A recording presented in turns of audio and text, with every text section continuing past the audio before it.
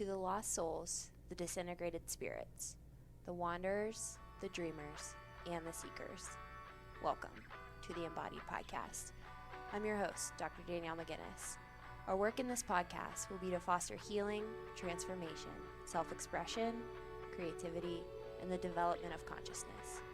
So with our intentions grounded firmly, let's settle in and do some integration work.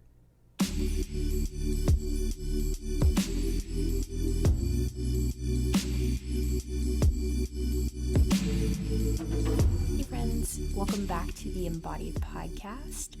On today's episode, I want to share with you an experience that I had with one of my clients who listens to this podcast in particular, and she was sharing with me that when she listens to the show, it's not the type of podcast that you can put in the background and just sit aside and listen to as if it's an easy self-help podcast, that it's like I have to really think and really wrestle and really grapple with the content. And that reflection about the podcast was one of the most genuinely amazing compliments that I've heard, because my intention with this podcast has never been to make it a quote-unquote self-help podcast. I don't want you to be listening to this show and passively thinking that I have the answers and the deeper wisdom within you doesn't.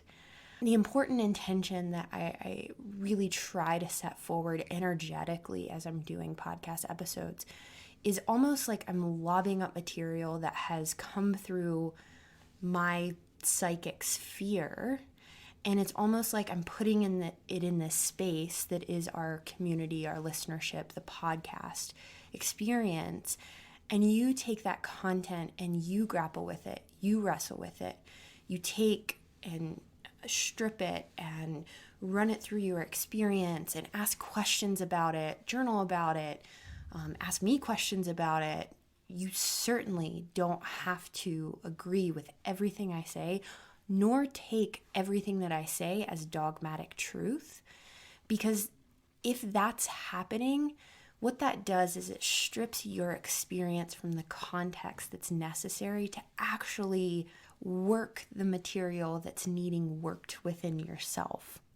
There was this quote in James Hillman's Alchemical Psychology. He says that evidently a genuine solution must have the capacity to stabilize. It must sustain a condition, not merely dissolve it. And I want to break that down a little bit with you. A genuine solution must have the capacity to stabilize. It must sustain a condition, not merely dissolve it. So why would we want to sustain our problems, not merely dissolve them? And this is, I think, differentiating, is this a self-help podcast or is this not? If I were energetically thinking that I had the answers to all of your problems and that my answers would dissolve your problems and you would be fixed and everything would be quote unquote fine, that would be an intention towards dissolution of the problem. And actually, I did this really interesting energetic experiment at one of my somatic experiencing trainings that I went to. And myself and another person were switching back and forth between practitioner and client roles with each other. And we did this experiment where one person was a practitioner, one was the client, and the practitioner was supposed to, as they were doing the practice session, to send out energies of either I am trying to fix you and I think you're broken and your symptoms need fixed, or the energy of I completely trust that your psyche soma knows exactly what to do in this moment if it's held and contained adequately, and I trust your system to work this material. And so the practitioner was sending those energetic waves, either one, the fix you energies, or the I trust your body's capacity to move through this stuff itself.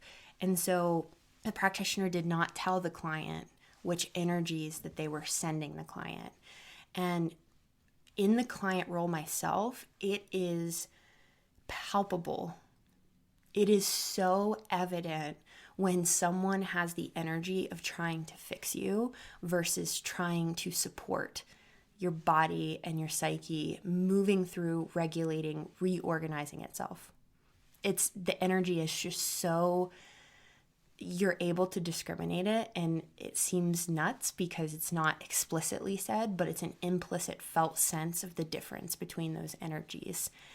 And when I'm doing this podcast, I really try to put this content out there with the energy of, I fully trust your psyche, soma's capacity to take this material and do what you need to with it. And if that means turn it off, that means turn it off. And if that means listen to it, wrestle with it, grapple with it, that's what that means. So anyway, coming back to this James Hillman quote, a genuine solution must have the capacity to stabilize. It must sustain a condition, not merely dissolve it.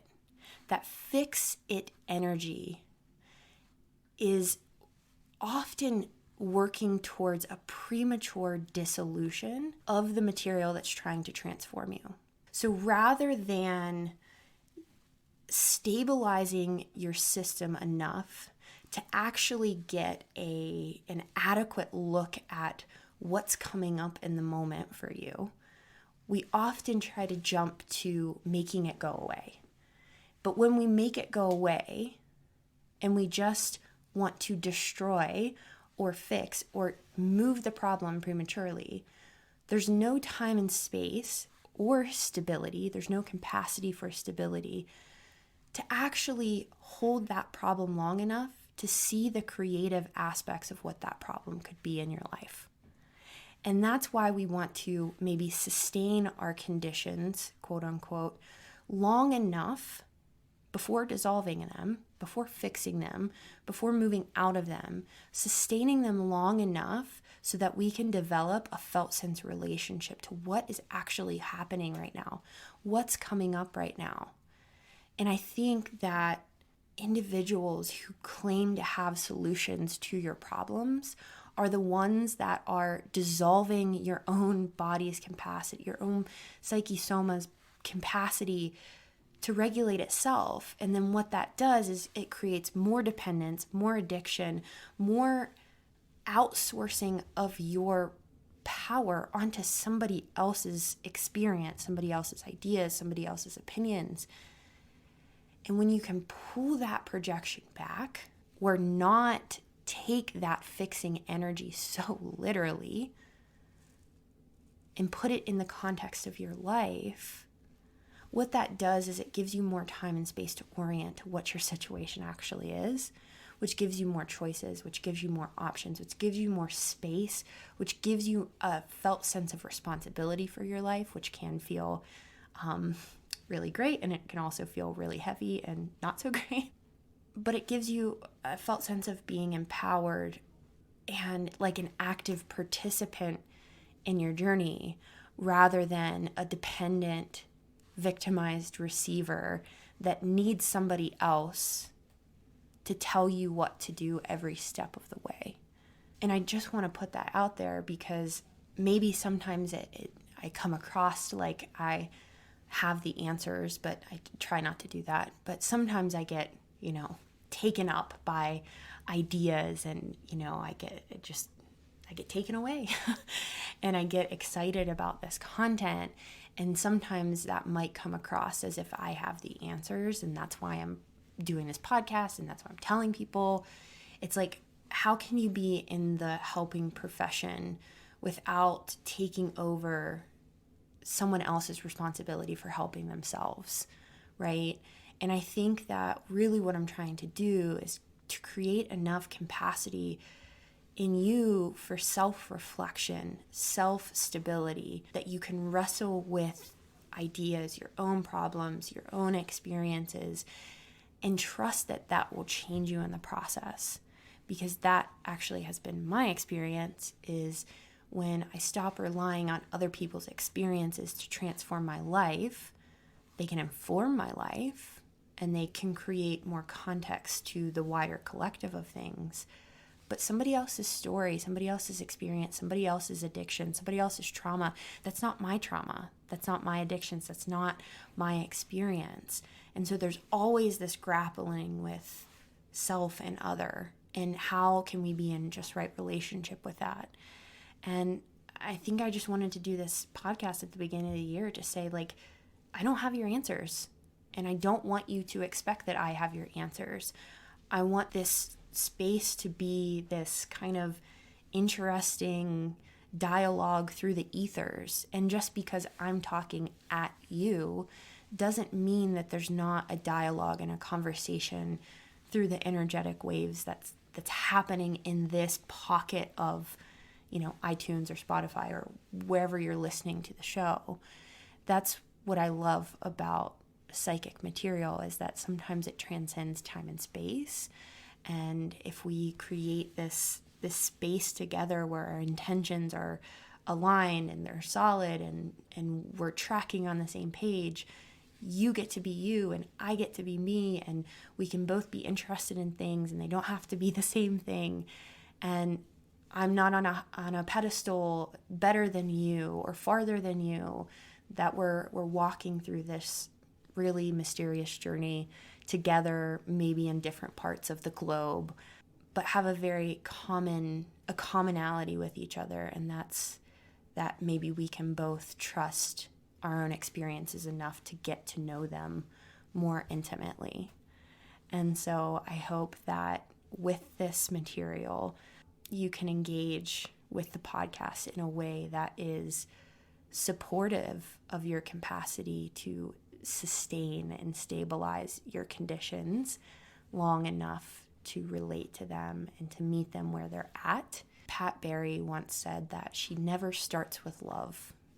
She starts exactly where she's at with a client in particular. If there's hatred or jealousy or envy, she never starts with, love.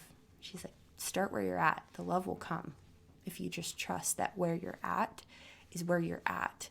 And the love, the stability, the support, it will come if we learn to be with what is.